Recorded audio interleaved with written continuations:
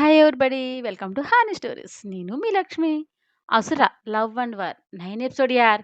ఇంకా నయం చంకన వేసుకొని జోలపాడమనలేదు. సొల్లు వేయమంటే బాగానే వేస్తావు. వర్క్ అంటే ఎక్కదు.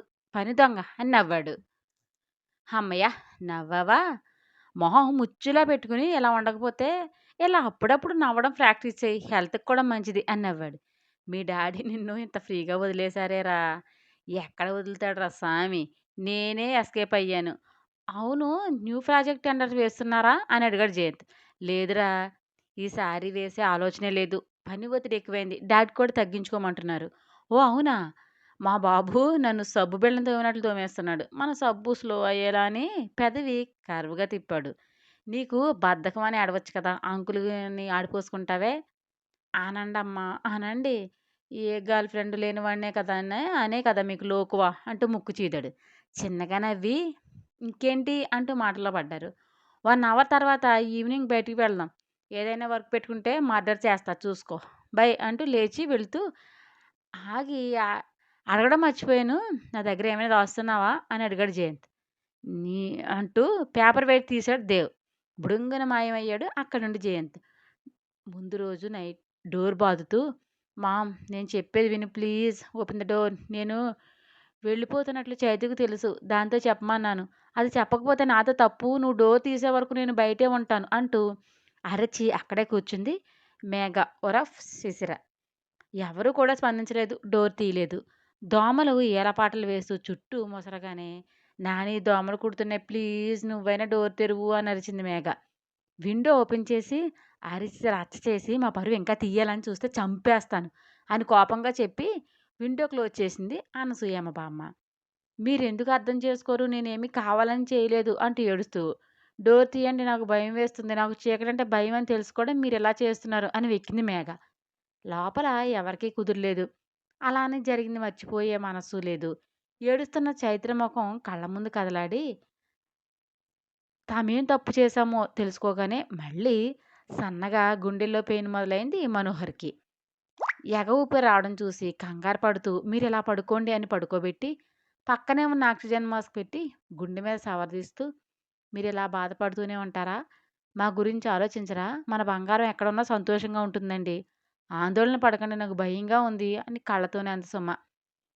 ఆవిడ చేతిని పట్టుకుని కళ్ళు మూసుకున్నారు మనోహర్. కుర్చీలో కూర్చుని అలాగే సవరదీస్తుందావిడ. బ్యాగ్ నుండి బెడ్‌షీట్ తీసుకుని ఈజిప్ట్ మమ్మీలా ప్యాక్ చేసేసుకుని డోర్ దగ్గరే మునగదీసింది మేఘ. కాసేపటికి అరుపులు ఆగటంతో మెల్లగా విండో ఓపెన్ చేసి చూసింది అనసూయమ్మ. పొట్లంలా చుట్టేసుకుని పడుకున్న మనవరాలిని చూసి దీర్ఘంగా నిట్టూర్చి, నీ పెంకితనం ఎప్పటికి పోదేమోనే. నీకు తోడబుట్టిన పాపానికి చిన్నోడు బాధపడుతున్నాడు. మీ నాన్న అతి గారాబం వల్ల నువ్వు ఇలా తయారయ్యావు అనుకుని అక్కడే బల్ల మీద నడుము వాల్చింది అనసూయంబామ్మ. ఉదయాన్నే డోర్ తీసుకుని బయటకొచ్చిన సుమకు ప్యాక్ చేసుకుని పడుకున్న మేఘ కనిపించింది. ఎంత కాదన్నా కన్నప్రేగు కదా! ఊరికే ఉండనిస్తుందా? ఇంట్లోకి తీసుకెళ్ళలేదు. అలా అని నిర్దయంగా బయటకు నెట్టలేక సతమతమవుతోందావిడ. భుజం మీద చేయి పడగానే తల తిప్పి అత్తయ్య అత్తయ్య గారి వైపు దీనంగా చూసింది సుమ. టిప్ టాప్‌గా రెడీ అయ్యి, హెయిర్ స్టైల్ వేళ్ళతో నిమురుకుంటూ బయటకు వచ్చింది ఊర్మిళ. మళ్ళీ బయటికి వెళ్ళిపోతున్నావా? కోడలి వైపు విసుగ్గా చూస్తూ, ఈ వారం ఇంట్లో పూజుంది ఊర్మిళ. అవేమీ పట్టవా నీకు? అంది బామ్మ. ఇంకా డేస్ ఉన్నాయి కదా అత్తయ్య! చూద్దాంలే. అయినా అక్కుంది కదా! తను చూసుకుంటుంది అని గీరగా చెప్పింది. తనేమి సర్వెంట్ కాదు. అన్ని పనులు చేయడానికి. ఈ మధ్య దానికి ఏమీ బాగోవడం లేదు అని కోపంగా అంది పెద్దావిడ. మీరు మరీను సర్వెంట్‌కి రాజభోగాలు సాగుతాయా ఏంటి? అని వ్యంగ్యంగా నవ్వి, ఈరోజు మిసెస్ మధుకర్ పార్టీ ఇస్తున్నారు. నేను స్పెషల్ గెస్ట్‌ని అంటూ బలుపుగా చెప్పి, నాకు లేట్ అవుతుంది. బై అని తిప్పుకుంటూ వెళ్ళిపోయింది ఊర్మిళ. ఊసరముడ్డు ఎలా తిప్పుతుందో అని కచ్చిగా అంది బామ్మ. ఎందుకు అత్తయ్య తన పెడసరని తెలిసి కూడా కదుపుతారు అని బాధగా అడిగింది రుక్మిణి. అలా అని ఇంకా నోరు మూసుకుని చూస్తూ ఊరుకోవాలా? రేపు కోడలొచ్చాక ఇలాగే తైతెక్కలాడితే మరీ చెండాలంగా ఉంటుంది. అదో పార్టీకి, ఇదో పార్టీకి వెళ్తే కొంప పందుల సంత అవుతుంది అంటూ గయ్యమని పడింది బామ్మ. ఏం పనులున్నాయో నాకు చెప్పండి బామ్మగారు నేను చేస్తాను. మా అమ్మకు పూజప్పుడు నేనే హెల్ప్ చేసేదాన్ని అంది చైత్ర. నువ్వు ఇలా రా అని పిలిచింది బామ్మ. దగ్గరకొచ్చి చెప్పండి అంటూ నవ్వు మొహంతో అందామె. నవ్వితే పున్నమి చందమామలో ఎంత అందంగా ఉన్నావో!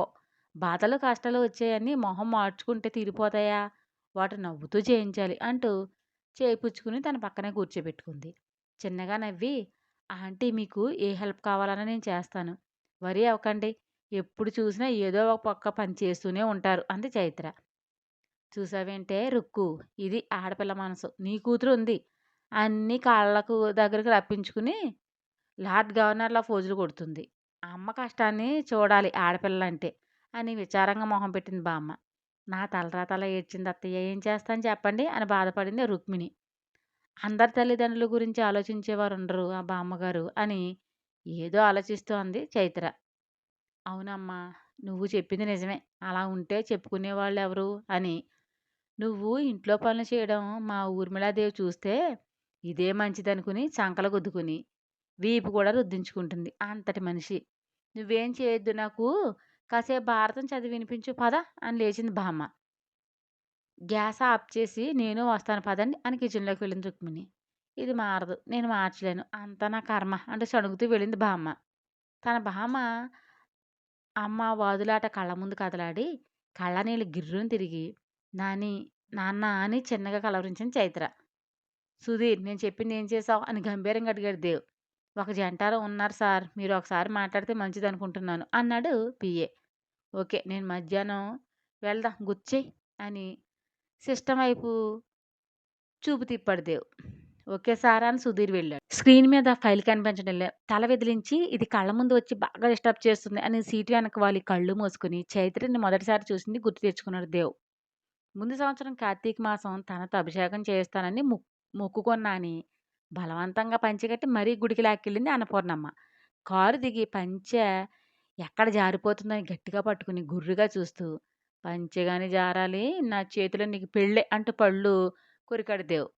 పైనున్న మీ తాతగారు ఒప్పుకుంటే నాదేం పోయింది ఎంచక్కా చేసుకుంటా అని చేతులు తిప్పింది బామ్మ. ఓ తాతయ్య పర్మిషన్ ఇస్తే పెళ్లి చేసుకోవడానికి రెడీ అయితే యా ఏమైనా డౌటా అని ముక్కు మీదకు జారిన కళ్ళజోడిని చూపుడు వేలుతో ఎగదూసుకుంటూ గేరుగా చెప్పింది ఆవిడ. నువ్వు అప్డేట్ నానివి. ఇక్కడ పుట్టాల్సిందానివి కాదు. ఏ ఫారిన్ కంట్రీలోనో పుడితే నీ థింకింగ్ కరెక్ట్‌గా మ్యాచ్ అవ్వదు అని నవ్వాడు. అయినో మనవడబ్బా గాడ్‌కి ఆ విషయం తెలియక ఈ ఇండియాలో పుట్టించాడు. నెక్స్ట్ జన్మలో ఫారెన్‌లో పుట్టించమని ఈ పూజలు గట్రా. పద లేట్ అవుతుంది అని నవ్వింది. అంటూ పెదవి విరిచి ఇదివరకు అమ్మాయిలు మంచి భర్త రావాలని పూజలు చేసేవారు. నేటి ట్రెండ్ ఏంటంటే ఆ అబ్బాయిల గుళ్ళు చుట్టూ తిరుగుతూ అంగ ప్రదక్షిణలు చేసే కరం పట్టింది. కలికాలం అంటూ విచారంగా మొహం పెట్టాడు దేవ్. ఇప్పుడు మేమే చేయాలని రూల్ ఏమైనా ఉందా? మా టర్న్ అయిపోయింది. ఇక మీరే చేసుకోవాలి అని గుడిలోకి ప్రవేశించారు. ఎటు చూసినా వెలుగుతున్న దీపాలే ఎంత ప్రశాంతంగా ఉండి నైస్ అనుకుంటూ వెళ్ళాడు దేవ్. ఆలయ ట్రస్టీలో ఉండడంతో పూజారి గారు బామ్మని చూసి "రెండమ్మా, రా బాబు" అని గర్భగుడిలోకి తీసుకెళ్ళాడు. డ్రైవర్ అందించిన బాస్కెట్ తీసుకుని దేవుచేత శివుడికి అభిషేకం చేయించారు పూజారి గారు. అభిషేకం పూర్తయ్యేసరికి చెమటలతో తడిసి ముద్దయ్యాడు దేవ్. బయటికి వచ్చి నాని మిగతావి నువ్వు చూసుకో అని చల్లగాలి కోసం అలా గుడి ఆవరణలోకొచ్చాడు. చుట్టూ దీపాల వెలుగులో చిలకపచ్చ పట్టు పరికిణి, రాణి రంగు బోర్డర్‌తో అదే రంగు బ్లౌజు ఓణి వేసుకుని, కోలకళ్ళు విశాలమైన నుదురు, ఎతికైనా మతిపోయే అందంతో తల అటు ఇటు ఊపగానే చెవులకు పెట్టిన పెద్ద బుట్ట కమ్మలు లయబద్ధంగా ఊగుతూ ఊసులు చెబుతుండగా ఎర్రని చిట్టి పెదవులు ఎంతో శ్రద్ధతో శివయ్య నామాన్ని జపం చేస్తూ అడుగులు అడుగు వేసుకుంటూ తన ముందు నుండి వెళ్తున్న చైత్రను చూసి కనురెప్ప కొట్టుకోవడం మర్చిపోయాడు దేవ్. చైత్ర అందానికి మంత్రముగ్ధుడై తనకే తెలియకుండా ఆమె వెనుకే అడుగులు వేశాడు దేవ్. చిట్టి చిట్టి అడుగులు వేసుకుంటూ ఎంతో భక్తిగా ప్రదక్షిణ చేస్తుంటే గుడి అనే ఆలోచన కూడా లేకుండా చైత్ర అందానికే కాదు నైగరా జలపాతంలా వంపులు తిరిగిన నడుము వయ్యారాలకు కూడా ఫిదా అయ్యి ఎంతో ఓపిగ్గా ఆమెతో కలిపి అడుగులు వేశాడు దేవ్. మొదటి రౌండ్ పూర్తి చేసేసరికి హమ్మయ్య అని కొంచెం గట్టిగానే అంటూ మిగతా 2 రౌండ్లు పెద్ద పెద్ద అంగులు వేస్తూ బటర్‌ఫ్లైలా తిరిగేసింది. చిన్న అయ్యిందా అని సమపిలుపుతో చెయ్యెత్తి ఆడించింది వస్తున్నా అన్నట్లు. చైత్ర చేసే ప్రతి విన్యాసం దేవుగుండిలో ప్రింట్ అయిపోతున్నాయి. ధ్వజస్తంభం దగ్గరకు వచ్చి నమస్కరించి వెళుతూ సర్వం మరిచి తన పంచె అంచు జారేసిన తన్మయత్వంలో కొట్టుకుపోతూ ఒళ్ళు మరిచాడు దేవ్. అక్కడ వెలిగించిన దీపాల దగ్గర పంచేపడి చివర కారడం మొదలుపెట్టింది. చెంగు చెంగున దూకుతూ వెళ్ళేదల్లా సడన్‌గా వెనక్కి తిరిగి, "అయ్యో! ఏవండీ మీ పంచె కాలిపోతుంది" అని గట్టిగా అరిచి, ఒక్క ఉదుటలో దగ్గరకు వచ్చి, ఎవరో పూజ కోసం తెచ్చుకున్న చెంబును అందుకుని, అందులో నీళ్ళని పంచె మీద పోసింది. నీళ్లు తగిలాక అప్పుడు స్పృహలోకి వచ్చి, "ఓ గాడ్" అంటూ పక్కకు జరిగాడు దేవ్. చెంగు చివర నలుపుతూ, "అంత పరధ్యానం ఏంటండి? దేవుడంటే భక్తి ఉండొచ్చు. మరీ అంతలా ఉండకూడదు. చూడండి చిటికెలో ఎంత ప్రమాదం ముంచుకొచ్చిందో" అని చిరుకోపంగా అందామె. "థాంక్స్" అంటూ అందమైన తన తెల్లని పలవరస కనిపించేలా నవ్వుతూ చెప్పాడు దేవ్. "It's okay. కేర్‌ఫుల్‌గా ఉండండి" అని నవ్వి వెళ్ళింది చైత్ర.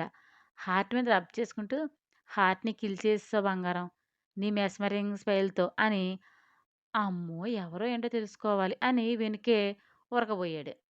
"నాన్న శివ" అని పిలుస్తూ వచ్చి చేయి పట్టుకుని, నేనిక్కడుంటే అటెక్కడికి, ఇలా రా అని లాక్కెళ్ళింది అన్నపూర్ణమ్మ. "అబ్బా! నాని 2 మినిట్స్ వచ్చేస్తాను" అంటూ తల వెనక్కి తిప్పి చైత్రనే చూస్తున్నాడు దేవ్. "పంతులు గారు పిలుస్తున్నార్రా" అని లాక్కెళ్ళింది. "అరే! నా బుట్టబొమ్మ, నా ఏంజిల్ మిస్ అయిపోయింది నాని" అని లోలోపల సణుక్కుంటూ, "ఆగు లాగకొస్తున్నా" అని కరిచాడు. "ఇది గుడి. నీ ఫ్రస్ట్రేషన్ ఇక్కడ చూపించకు" అని గసిరింది. తన ఫ్రస్ట్రేషన్‌ని కంట్రోల్ చేసుకుంటూ, "ఓకే. ఓకే. కూల్. కూల్. ఏంటో మ్యాటర్ చెప్పు త్వరగా" అని కంగారు పెట్టాడు. "బాబు ఇలా రా" అని పిలిచి కంకణం తీసుకెడుతూ, "ఎట్టి పరిస్థితుల్లోని తీయకండి. మీకు గండం పొంచి ఉంది. చిన్నదే అని అలక్ష్యం చేస్తే ఒక్కోసారి పెను ప్రమాదంలోకి నెడుతుంది" అని హెచ్చరించారు పంతులు గారు. అంతకుముందు తన పంచె అంటుకోవడం గుర్తుకు వచ్చేసరి పూజారి గారు అని, "సరే పూజారి గారు" అని నవ్వుమొహంతో చెప్పాడు దేవ్. "తీర్థప్రసాదాలిచ్చి క్షేమంగా వెళ్ళిరండి" అని అక్షింతలు వేసి దీవించారు పూజారి గారు. దక్షిణ తాంబూలం అందించి, "అయిందా వెళ్దామా" అని అడిగాడు. "నా వరాల మూట" అంటూ బుగ్గ పుణికి ముద్దు పెట్టి, "పద" అందామె. నా బుట్ట బొమ్మను మిస్ చేసి బంగారు కొండ, గుడ్డు, కొండ అన్నీ అంటా సణుగుతూ బయటకొచ్చాడు. "ఏయ్! చిన్నా త్వరగా తెమిల్చు లేటవుతుంది" అని సుమ పిలుపు చెవికి చేరగానే తల త్రికోణంలో తిరిగింది. గుడి మెట్ల మీద బెగ్గర్స్‌కి డబ్బులిస్తూ వస్తున్న చైత్రని చూసి పెదవుల దరహాసం విరిచి, "ఇక్కడే ఉంది. థాంక్ గాడ్" అనుకుని తమ కారు దగ్గరికి వెళ్ళి, "నాని నువ్వు ఎక్కి కూర్చో" అంటూ డోర్ తీశాడు. బామ్మ ఎక్కాక డోర్ లాక్ చేసి తిరిగి వచ్చి కారుకి జారబడి చైతన్య చూస్తున్నాడు. చేతులు ఆడిస్తూ, "అమ్మ నోట్లన్నీ అయిపోయాయి" అని నవ్వింది. వెన్నెల కురిసినంత హాయిగా అనిపించి, "ఏం నవ్వావే బుట్టబొమ్మ" అనుకుంటూ పెరిగిన తన హృది సవ్వడి వీణులు విందుగా వినిపించి హార్ట్ మీద రబ్ చేసుకుంటూ, "ఏ ఏంజెల్ ఇటు చూడరా" అని మనసులో అనుకున్నాడు దేవ్. తొంటరి పిల్ల తిమ్మెరలా ఊరికే ఉండక దేవు మనసు మాటని చైత్ర చెవికి చేరవేసింది. తనని ఎవరో పిలిచినట్లు అనిపించి గిరుక్కున తల వెనక్కి తిప్పింది. గాలిగోపురం చిరుగంటల సవ్వడి చేశాయి. చిన్నగా నవ్వుతూ సైడ్‌కి పార్క్ చేసిన స్కూటీ స్టాండ్ తీసింది చైత్ర.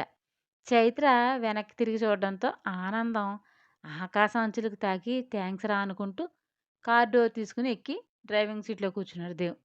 స్కూటీ స్టార్ట్ చేసి, "అమ్మ ఎక్కావా" అని అడిగింది. సుమ ఎక్కి హా అనగానే ముందుకు పరుగు తీయించింది. చైత్ర స్కూటీనే ఫాలో చేస్తూ వెళ్ళాడు దేవ్. 10 మలుపులు తిరిగాక తన పొదరింటి ముందు స్కూటీ ఆపింది చైత్ర. ఆ ఏరియా, ఆ ఇల్లు అంతా పరిశీలనగా చూస్తున్నాడు స్లోగా డ్రైవ్ చేస్తూ దేవ్. సుమ దిగి లోపలికి వెళ్ళాక స్కూటీతో సహా లోపలికి వెళ్ళింది చైత్ర. ఇంటి వైపు ఒకసారి చూసి కారు ముందుకు పరుగులు తీయించాడు దేవ్. నా స్టోరీ మీకు నచ్చినట్లయితే ఒక లైక్ ఇచ్చి ప్లీజ్ సబ్స్క్రైబ్ చేయండి.